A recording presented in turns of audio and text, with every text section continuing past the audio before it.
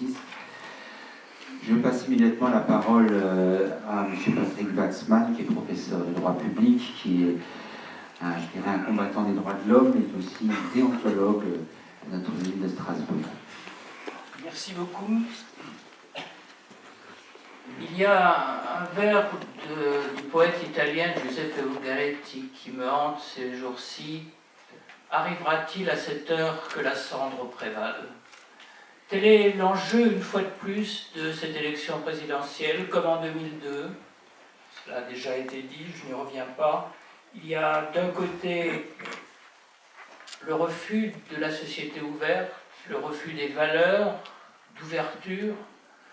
De l'autre, il y a des candidats qui permettront, s'ils sont élus, bien ou mal, un peu mieux pour les uns, un peu moins bien pour les autres, mais l'essentiel ne sera pas en jeu d'aller plus loin dans le sens de la société ouverte.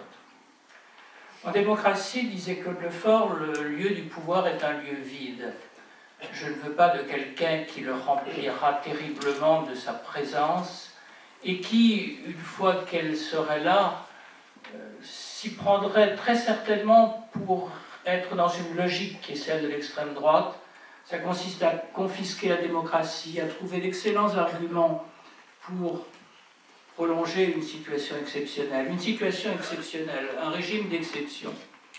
Je rappelle que nous sommes aujourd'hui encore, et jusqu'au 15 juillet, normalement, sous le régime de l'état d'exception, c'est-à-dire sous le régime que l'on appelle celui de l'état d'urgence, qui renforce les pouvoirs de la police, alors même que la plupart des observateurs s'accordent à dire que les mesures spécifiques permises par l'état d'urgence ont aujourd'hui perdu à 95% de leur utilité. Et d'ailleurs, les statistiques le montrent, elles ne sont plus utilisées. Mais il n'y a pas seulement l'état d'urgence, il y a un autre état exceptionnel, malheureusement inscrit dans notre Constitution elle-même. C'est un article dont on n'a pas beaucoup parlé depuis pas mal de temps, à tort, c'est l'article 16. L'article 16, c'est la dictature au sens romain du terme, disait le doyen Vedel, c'est-à-dire un régime qui, sous prétexte que l'heure est grave, et ce n'est pas qu'un prétexte quand il y a un authentique démocrate libéral à la tête du pays, on l'a vu avec De Gaulle en 1961, après le putsch d'Alger.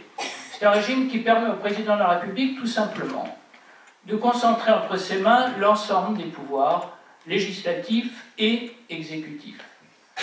Ceci sans aucun contrôle. On l'a trop oublié. Il y a des consultations que le président est obligé de faire avant de décider qu'il y a lieu d'appliquer l'article 16. Il consulte le Premier ministre, le président de l'Assemblée nationale, le président du Sénat, le Conseil constitutionnel, dont l'avis est rendu public, mais ce sont des avis.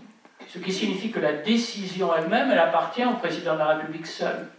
De surcroît, il n'y a pas de contrôle juridictionnel possible sur cette décision.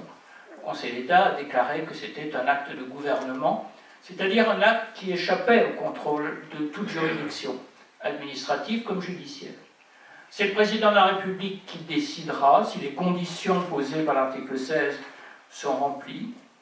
Je rappelle ces conditions: existence d'une menace grave et immédiate sur les institutions de la République, l'indépendance de la nation, l'intégrité de son territoire ou l'exécution de ses engagements internationaux.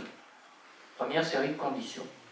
C'est relativement facile, quelques troubles et hop, on décrète que l'indépendance de la nation est menacée. Deuxième condition, il faut que l'interruption du fonctionnement régulier des pouvoirs publics constitutionnels soit constatée. Mais c'est quoi l'interruption du fonctionnement régulier des pouvoirs publics constitutionnels? Là encore, très largement, c'est le président qui le dit, et encore une fois, qui le dit sans contrôle aucun, qui s'exerce sur sa décision dispensée de l'exigence du contre-seing du Premier ministre. Autrement dit, le président est seul. Ni le Parlement, ni les juges, ni qui que ce soit, ni le Premier ministre, ni le gouvernement, à supposer qu'il n'ait pas été nommé par lui déjà en fonction de ses besoins propres, ne peuvent s'opposer à quoi que ce soit. On l'a vu en 1961, le Conseil constitutionnel a été très accommodant sur la constatation que les conditions de l'article 16 étaient remplies. On a aujourd'hui les débats internes au Conseil constitutionnel. C'est Georges Pompidou qui a réussi à convaincre, notamment René Cassin, qu'il ne fallait pas être trop strict sur l'application des textes, que certes le fonctionnement régulier des pouvoirs publics constitutionnels n'était pas à proprement parler interrompu, mais enfin qu'il fallait voir qu'il y avait un risque réel, ce qui est en réalité la première série de conditions. De Gaulle, donc, Cassin a été convaincu par l'argumentation de Pompidou, et par conséquent l'article 16 a été mis en vigueur. Il a été également maintenu en vigueur pendant plus de temps, à l'évidence, qu'il n'aurait fallu par rapport aux strictes conditions qu'il énonce. Leçon à tirer de cet événement, ne pas mettre ce gendarme entre les mains de quelqu'un dont on ne soit pas assuré qu'il s'agit d'un démocrate libéral sur lequel on peut compter. Est-ce qu'on peut dire cela de Marine Le Pen? Je ne pense pas. Merci.